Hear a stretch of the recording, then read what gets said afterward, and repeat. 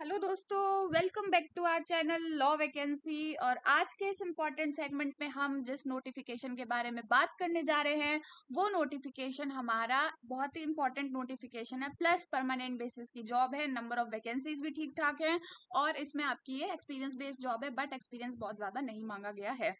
तो आज की वीडियो में हम इसी से रिलेटेड सारी बातों को डिटेल से जानेंगे, लेकिन उससे पहले एक छोटा सा रिमाइंडर ये दे दूं कि अगर आप हमारे चैनल पर नए हैं और साथ ही में एक लॉ फ्रेशर हैं, एक एडवोकेट हैं, जुडिशरी एस्पिरेंट हैं, लॉ स्टूडेंट हैं या all over India legal field से किसी भी तरीके से रिलेटेड हैं, तो all over India legal field से रिलेटेड जितनी भी वैकेंसीज होती हैं, चाहे वो स्टेट बेसिस की हो, सेंट्रल बेसिस की हो, परमानेंट जॉब हो, कॉन्ट्रेक्चुअल जॉब हो, वो सब हमारे चैनल पर डेली बताई जाती हैं। इसीलिए आप हमारे चैनल को सब्सक्राइब कर लें, बेल आइकन को प्रेस कर दें ताकि डेली बेसिस पर जो भी नोटिफिकेशंस आ रहे हैं वो आपसे मिस ना हो। तो ये जो वैकेंसीज हैं ये आपकी LIC यानी कि life Insurance Corporation of India ने निकाली है, जो कि बहुत ही फेमस है। लाइक आपका लाइफ इंश्योरेंस आपको प्रोवाइड करती है, मतलब आपका जो इंश्योरेंस है वो आपको प्रोवाइड करती है और काफी फेमस है, काफी जानने में है, काफी ज्यादा पॉपुलर है, लोग इसे काफी ज्यादा जानते हैं। तो इन्होंने Life Insurance Corporation of India ने ये जो वैकेंसीज निकाली है, recruitment of assistant engineer, civil, electrical और एडमिनिस्ट्रेटिव ऑफिसर्स स्पेशलिस्ट की वैकेंसी निकाली है। तो इन्होंने डिफरेंट डिफरेंट फील्ड्स पर वैकेंसी निकाली है, लेकिन हमारे रेलिवेंस का जो फील्ड रहने वाला है वो है हमारा लीगल। तो लीगल फील्ड पर जितनी भी वैकेंसीज निकाली गई हैं वो सारी हमारे लिए इंपॉर्टेंट वैकेंसी हैं, क्योंकि हम अपनी वीडियो में लीगल वैकेंसीज को डिस्कस करते हैं। तो आप देख सकते हो सिविल, इलेक्ट्रिकल एक्सेट्रा एक्सेट्रा। लेकिन फिर उसके बाद है आपका number of vacancies for assistant administrative officer. तो इसमें टोटल असिस्टेंट एडमिनिस्ट्रेटिव ऑफिसर की वैकेंसी 410 410 वैकेंसी है। बट अगर हम लीगल के फील्ड में बात करें यानी कि एडमिनिस्ट्रेटिव ऑफिसर AAO की बात करें, तो इसमें आपकी जो टोटल वैकेंसी निकाली गई है वो आपकी 30 पोस्ट पर वैकेंसी निकाली गई है, यानी कि 30 पोस्ट पर वैकेंसी निकाली गई है, जो कि अपने आप में बहुत ज्यादा होती हैं। और मतलब लॉ की फील्ड में बहुत अच्छी खासी वैकेंसी है। और अगर वैकेंसी के बाइफर्केशन की बात करी जाए तो ये आपकी SC वालों के लिए 4, ST वालों के लिए 2, OBC वालों के लिए 7, EWS वालों के लिए 3 और अनरिजर्व कैटेगरी वालों के लिए 14 वैकेंसी निकाली गई है, यानी कि 14 वैकेंसी आपकी अनरिजर्व कैटेगरी में निकाली गई है। और टोटल वैकेंसी की बात करें तो आपकी 30 वैकेंसी निकाली गई है। तो लीगल वालों के लिए 30 वैकेंसी अपने आप में बहुत अच्छी खासी वैकेंसी होती है। उसके बाद इसमें आपका सारे ही उसके लिए निकाली गई है, तो जाहिर सी बात है आपको रिलैक्सेशन भी इसमें प्रोवाइड करा जाएगा। और इसमें आपका सारी चीजें हैं। स्केड्यूल ऑफ इवेंट्स वो हम बाद में जानेंगे, लेकिन उससे पहले हम एलिजिबिलिटी क्राइटेरिया को जान लेते हैं कि आपका इसमें एलिजिबिलिटी क्राइटेरिया क्या रहेगा। तो AAO लीगल के लिए जो भी कैंडिडेट्स अप्लाई करेंगे उनके लिए एलिजिबिलिटी क्राइटेरिया ये है कि उनकी मिनिमम एज 21 साल होनी चाहिए, यानी कि 21 ईयर्स उनकी मिनिमम एज होनी चाहिए और मैक्सिमम एज उनकी 32 ईयर्स होनी चाहिए, यानी कि 32 साल से ज्यादा अगर उनकी उम्र है तो इसमें अप्लाई नहीं कर सकते और 21 साल से कम है तो इसमें अप्लाई नहीं कर सकते। या फिर दूसरे शब्दों में बोलूं तो आपका जो बर्थ है वो 2 अगस्त 1993 यानी कि 2 अगस्त 1993 से पहले का नहीं होना चाहिए और 1 अगस्त 2004 के बाद का नहीं होना चाहिए, यानी कि 2004 1 अगस्त 2004 के बाद का नहीं होना चाहिए। अगर दोनों में से आप कोई भी क्राइटेरिया सेटिस्फाई कर रहे हो आप तभी जाके इसमें अप्लाई कर सकते हो। उसके बाद इसमें अगर एलिजिबिलिटी क्राइटेरिया की बात करी जाए तो आपके पास बैचलर की डिग्री होनी चाहिए in law from recognised university, और जो कि UGC के द्वारा हो रिकॉग्नाइज्ड, या फिर आपकी बार काउंसिल ऑफ इंडिया वगैरह के द्वारा हो। तो बैचलर डिग्री आपके पास लाइक LLB की डिग्री और BA LLB की डिग्री, और आपके पास like BTech LLB, BSc LLB और जो भी आपकी BCom LLB वगैरह रहते हैं, 5 ईयर LLB, 3 ईयर LLB, कोई भी इसमें अप्लाई कर सकता है। और इसमें आपके लॉ की डिग्री में जो शर्त रखी है वो कि 50% मार्क्स यानी कि 50% नंबर आपके होने चाहिए। एसेंशियल अगर हम बात करें तो आप बार काउंसिल ऑफ इंडिया के साथ as an advocate essentially enrolled होने चाहिए, यानी कि आप एक एडवोकेट होने चाहिए with Bar Council of India और आपके पास 2 साल का एक्सपीरियंस होना चाहिए as an advocate, as a law officer in legal department of bank, financial institution, statutory corporation, company, state, central government, post enrollment with bar council।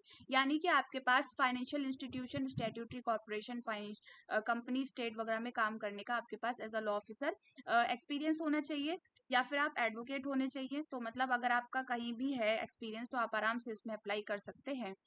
उसके बाद as के बारे में मैं बता चुकी हूँ, और SC ST वालों को 5 साल का एज रिलैक्सेशन, OBC वालों को 3 साल का, PWBD वालों को 10 साल का जो कि जनरल में है, PWBD वाले SC ST 15 साल का, PWBD OBC वाले 13 साल का, एक्स सर्विसमैन जो भी डिफरेंट डिफरेंट टाइप्स के हैं, और जो भी LIC के एम्प्लॉयज हैं उन लोगों को भी 5 साल का एज रिलैक्सेशन प्रोवाइड किया जाएगा।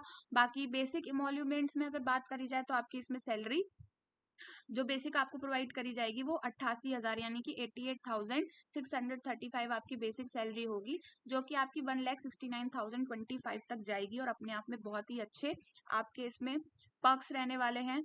और उसके बाद कोई भी चीज़ आपको सिंपली नहीं मिलती है, वो तो आपको मेहनत करनी पड़ती है, तो इस हिसाब से इसमें भी आपको मेहनत करनी पड़ेगी, और इसमें भी आपका पेपर होगा सिलेक्शन प्रोसीजर में। तो जो भी कैंडिडेट्स AAO लीगल के लिए अप्लाई करेंगे उनका सिलेक्शन प्रोसीजर सबसे पहले प्री का एग्जाम होगा, देन आपका मेंस का एग्जाम होगा, देन इंटरव्यू होगा। तो प्री के एग्जाम में सबसे पहले मैं ये बात बताऊं कि आपकी 1/4 मार्क्स की नेगेटिव मार्किंग होगी, यानी कि 0.25 मार्क्स की। इट मीन्स आपका ये ऑब्जेक्टिव बेस्ड पेपर है, और इसका जो सिलेबस है दैट इज रीजनिंग एबिलिटी और English language, general awareness. General awareness में सब कुछ, मतलब सब कुछ। नंबर ऑफ क्वेश्चन 35 होंगे रीजनिंग में, 35 क्वेश्चन इंग्लिश में, जनरल अवेयरनेस में 30, और मार्क्स भी जितने नंबर ऑफ क्वेश्चन उतने number of marks. Medium of exam आपका सारा बाइलैंग्वेज होगा, सिर्फ इंग्लिश को छोड़ के, क्योंकि इंग्लिश का पेपर इंग्लिश का ही होता है। मैक्सिमम मार्क्स आपके 70 होंगे, नंबर ऑफ क्वेश्चंस आपके इसमें नंबर ऑफ क्वेश्चंस आपके 100 होंगे, बट मैक्सिमम मार्क्स इन्होंने इसमें 70 लिख रखे हैं। और कट ऑफ आपका जो कि डिसाइडेड बाय LIC वो करेगा। ड्यूरेशन आपको टोटल पूरे पेपर के लिए 60 मिनट्स यानी कि 1 घंटा प्रोवाइड किया जाएगा। टाइम कम है बट वैकेंसी है, प्रैक्टिस करनी है। उसके बाद मेंस का पेपर होगा, तो जो मेंस का पेपर होगा वो आपका there will be no negative marking in mains examination, जो कि ऑब्जेक्टिव टाइप, ये भी आपका ऑब्जेक्टिव टाइप होगा और डिस्क्रिप्टिव टाइप होगा। और इसमें आपका